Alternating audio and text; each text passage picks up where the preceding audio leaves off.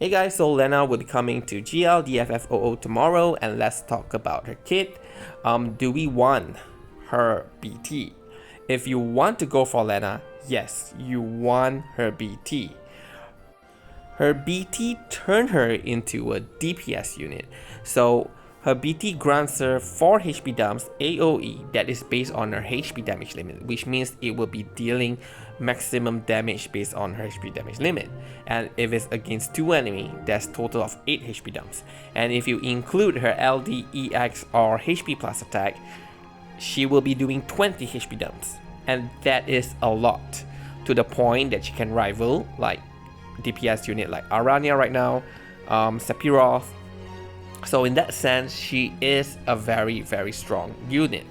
So her BT niche. So what is different, or what specific mechanics or gimmick that she provide with her BT is HP overflow or overhealing.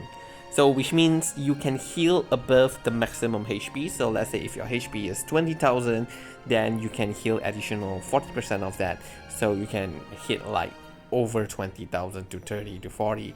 But right now in GL, if you have your character maxed out, they probably have about over 20,000, and if they are boosted is about 30,000. And if you have crystal rooms, the stats from crystal rooms, then you can even go up to 40 or 50,000. So with Lenna BT, you can reach a very high number, up to probably 80,000 to even 100,000. So that is basically her niche, but I wouldn't really consider that to be like something you would pull for. Like, will you pull Lenna just because of overhealing?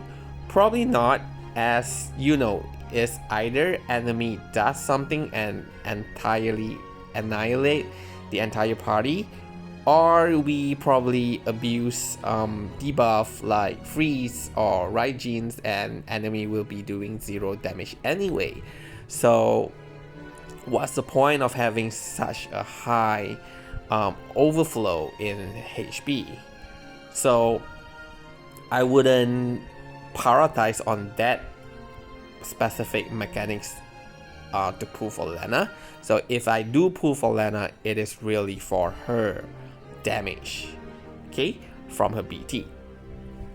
Lenna's kit. So Lenna's kit, basically now with her BT, she is a DPS unit, a very strong one, but the problem is still she is a bow unit, so not a lot of people have 5/5 bow, and she's a very good support unit, which is actually the main part of her kit. She is an aura bot, and she provides a lot of stats, attack up, max brave up, eye brave up, HP damage up, overflow, technically everything she provides.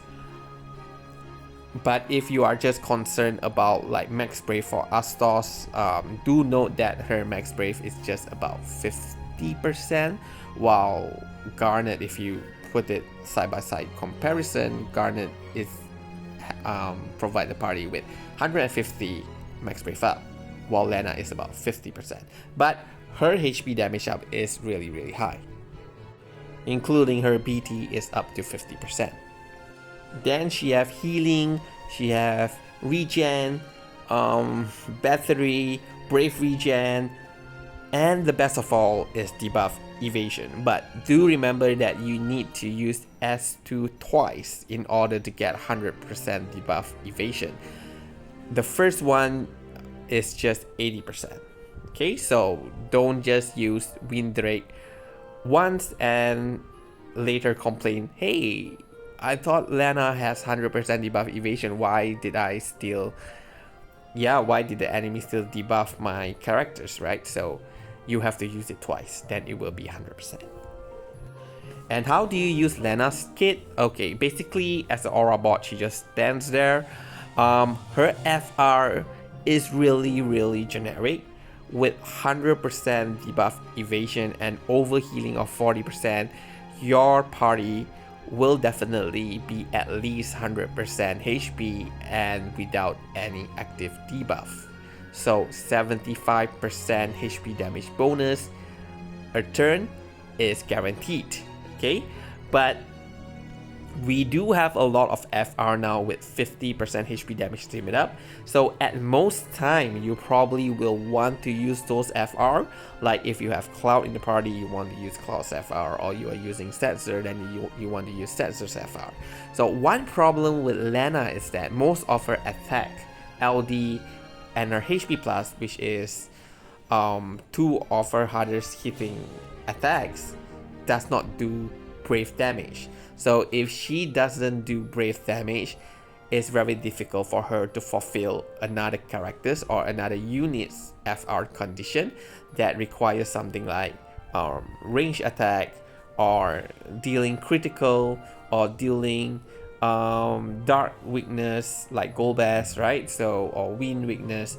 So she will not be able to do that unless you use S1 or EX, but her S1 is pretty bad. I'm not sure why they did not give it a proper upgrade.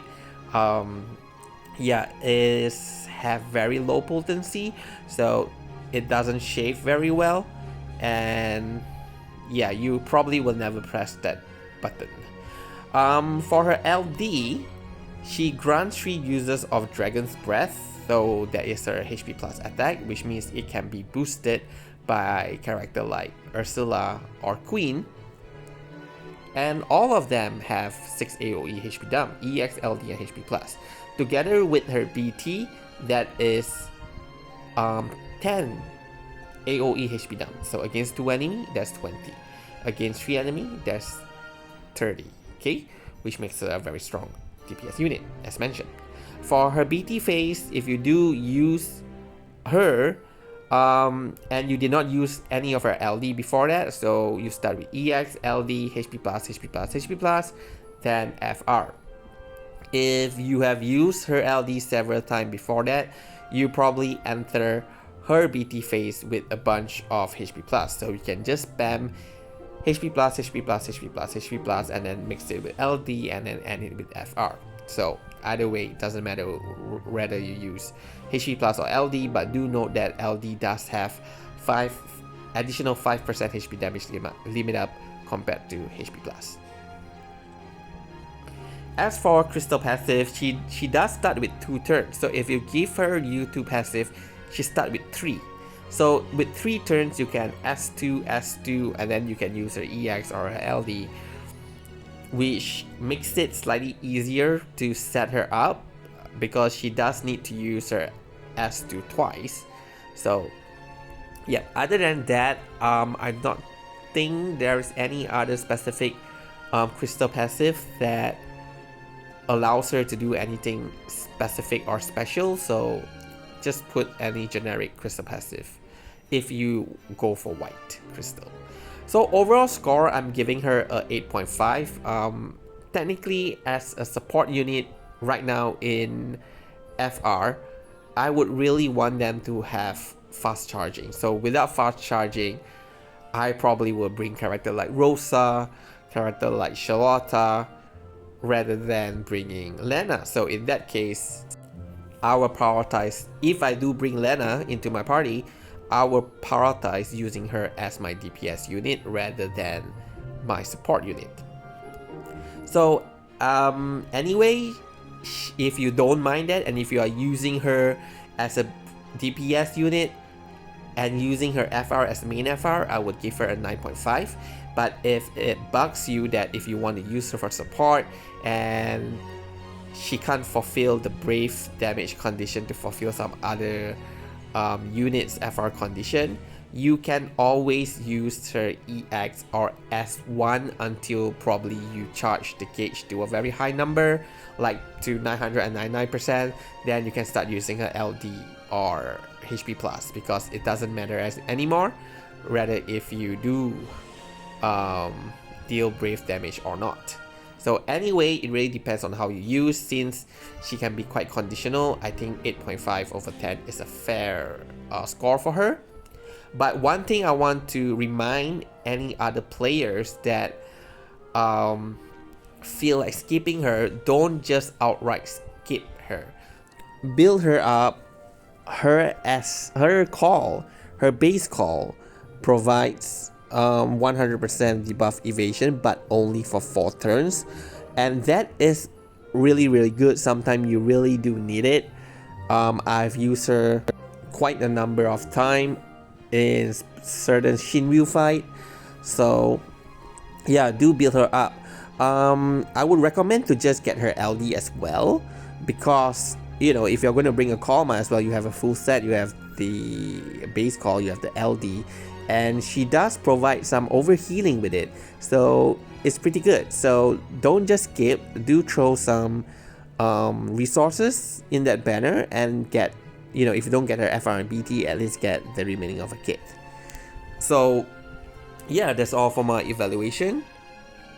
For me, I will not be actively like throwing gems at her.